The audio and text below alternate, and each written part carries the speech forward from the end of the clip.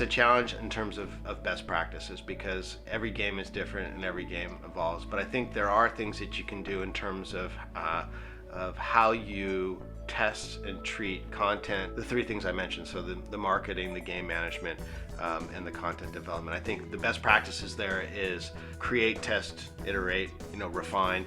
And I think those are the things that if you do that across the board, you actually can iterate to better things. And it can be things of not just like items, but interaction with players, what's working, what's not, but always having the ability to say, we didn't get it right, how do we make it different? I think in the past, a lot of folks have been very focused on what went wrong and how could we get here, whereas the new generation and the best practices, okay, we tested, it didn't work, great, we know now that that's not the path. But the key is to constantly be doing that, because games as a service means audience taste change, and you see that in terms of entertainment content in general, and you have to be ahead of that to know what's working and what's not, especially for longevity within a game.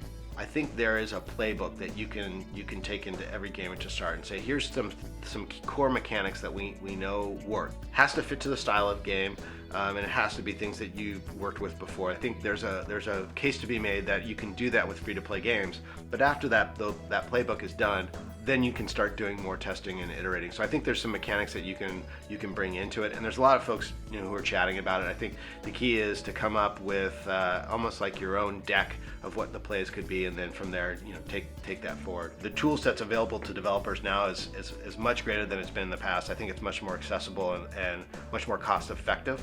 So you almost can just focus on making games with all the tool sets that are out there. There's a lot of analytics folks out there too, and it's almost too much.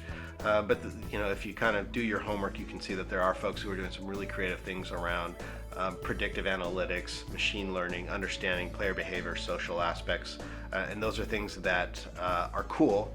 And I would say cool is great, but I think the proof is in the pudding, and you need to understand how you can take those and turn that into actionable activity to drive action within your game.